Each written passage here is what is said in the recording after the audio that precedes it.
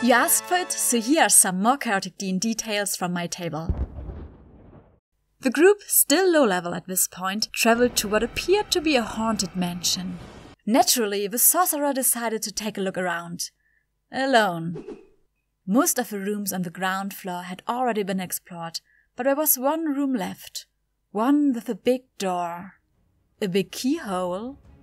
Boarded up, and ominous music playing. I can do this! The only question now was how to enter this totally normal-looking room. Maybe with a spell she had learned? Or she could use a tool and I run against it! Oh, okay, it's actually really hard to do this. You know, roll a check. Natural 20. With barely enough strength to carry her own equipment, she ran against the door and it burst open. She landed on the floor, surrounded by extremely confused but very hungry zombies.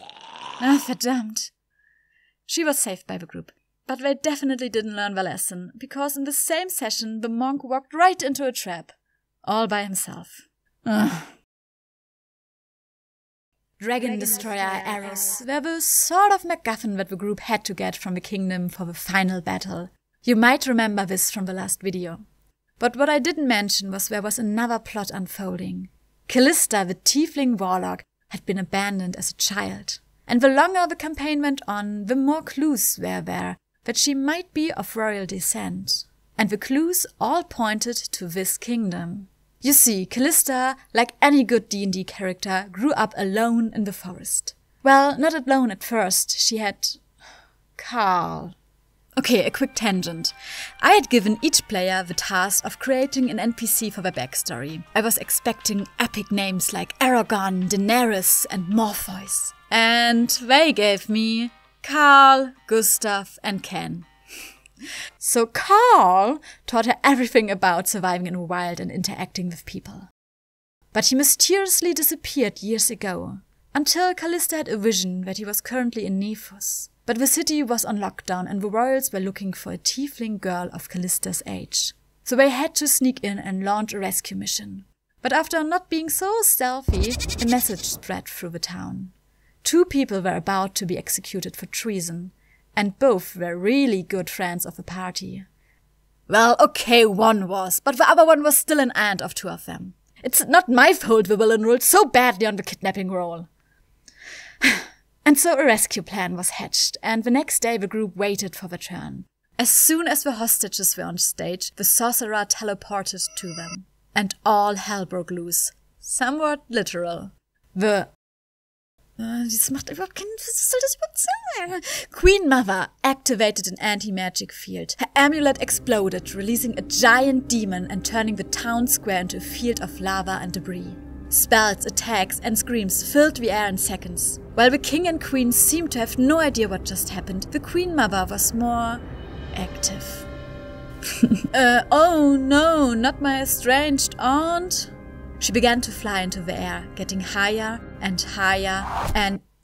Oh, okay, that was the solution? She and the hostage died of fall damage, but the group was able to revive the hostage. You know, you did a lot today. I would totally understand if you needed a break. You know, saving some spell slots for later. After much healing and talking, it was revealed that Callista was, obviously, the lost child of the king and queen, and that the Queen Mother had made a deal with a demon years ago to save her kingdom from a famine. The demonic bond was revealed in the new bloodline, and rather than explaining the horns of a royal baby and admitting to working with the demon, she secretly renewed the deal with the added clause that the kingdom would thrive as long as the newborn child was lonely. Without the knowledge of her son or his wife, she sent her trusted knight, Karateus, aka Karl, to kill the child. But in true Snow White, Paris of Troy and Oedipus fashion, she was saved and raised by the knight instead. Until the knight was found and dragged back to the castle.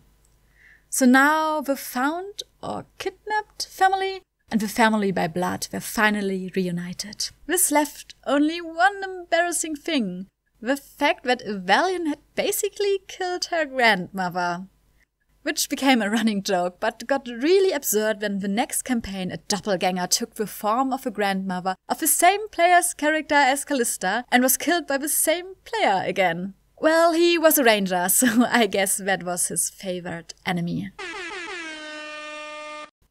Thanks for watching.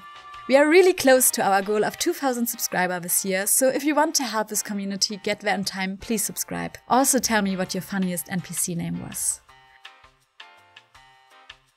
Karl, das tötet Leute.